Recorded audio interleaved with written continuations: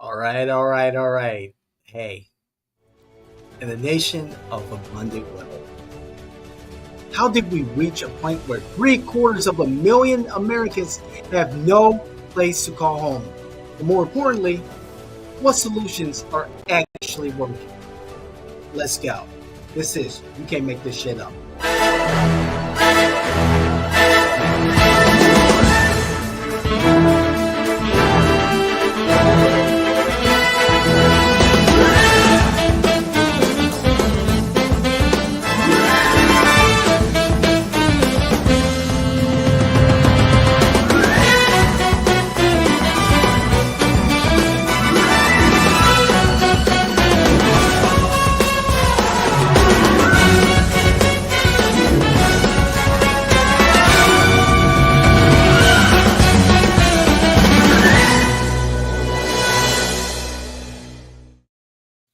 All right, all right, all right.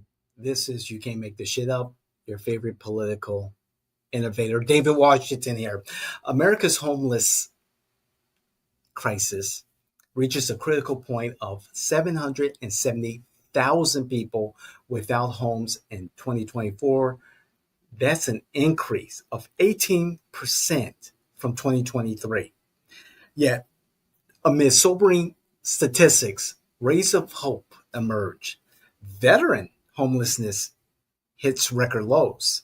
Cities like Dallas show promising solutions and billions in federal funding targeting housing accessibility. Let's digest this.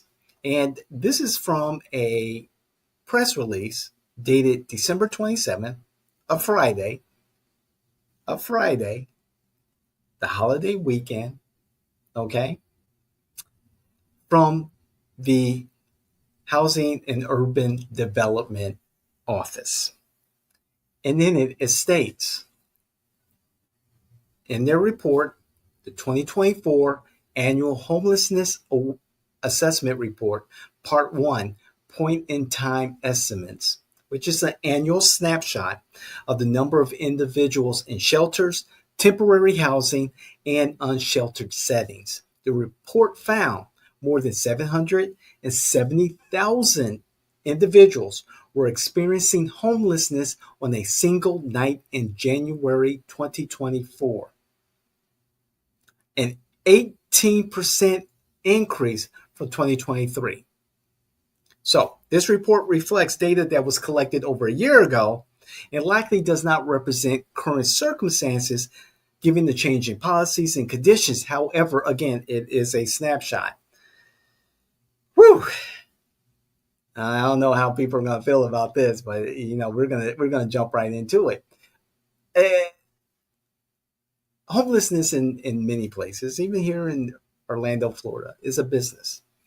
There are organizations that are making a lot of money to address the homelessness issue. And remember this: if the issue was resolved, many of these nonprofits, many of these organizations, many of these individuals who make their living in helping the homeless community, the unsheltered community, however you want to frame it, they will lose their jobs. So, with many nonprofits and organizations with legacies over many years helping the homelessness community,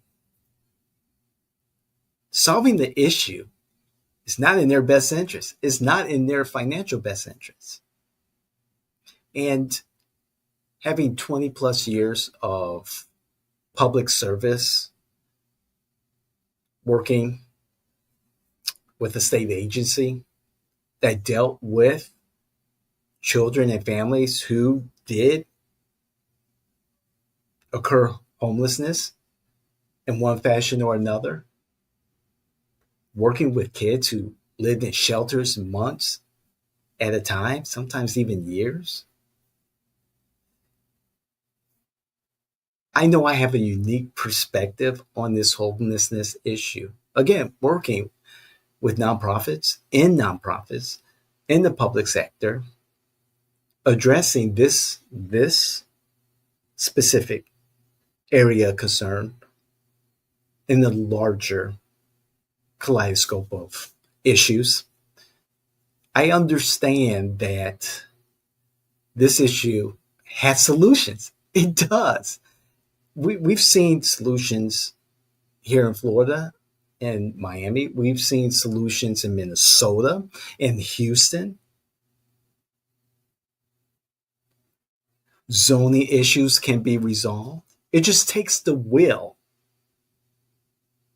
of the people in charge, the levers of authority, to do the right thing. I'm a huge proponent of tiny homes, for instance. It's a community in Texas where a gentleman who had suffered addiction and mental health issues one day said enough's enough, and he has built and will continue to build tiny home communities. It takes the will of people who go out there and campaign, oh, we're going to do this, we're going to do that, to solve the homelessness issue. But what they fail to do is build the appropriate coalitions to get the necessary legislation, ordinances, policies change to expedite a solution. And that's the frustrating part, because there are so many candidates in my lifetime of campaign management, of political advising, that I've had candidates tell me, this is my platform. You know, the generic address homelessness, bring in great jobs, make sure our streets are safe. However, what many candidates, the ones that I've worked with in the past or the ones that I worked against, or did I already say that? Work for, work against, whatever. They'll say one thing, but this is where the voting public fails to do, is to hold their candidates, their elected officials, accountable for the statements and the message that got them elected in the first place. And there are advocates out there who will go to the town hall meetings, will go to city hall, will go to the county commissioner's office, to the commissioner meetings, to the state legislature, write letters, emails, send messages. There's those advocates who are out there doing the business of reducing homelessness in our streets. Every day, the field soldiers doing the business of reducing this situation. And it has been for years and years. And the solutions are out there. The issue is, do we, as a community, whether you're a resident or a voter, as a candidate or as an elected, as an advocate, as an activist, as a non-for-profit executive director or a community organization board of directors who are tasked to solve this issue, are we all willing to actually do that? When I first started in community service, child protection, I said to myself, I said to the people that I later managed and supervised, our job is to put ourselves out of work. Imagine a world where children suffering from abuse or neglect, that we educate, that we inform, that we prevent, provide the safety net for families, prevent the most vulnerable of our society from any further harm.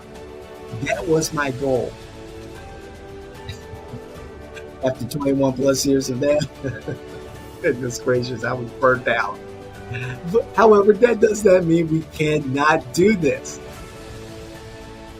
So let's hold everyone accountable and let's end homelessness right now.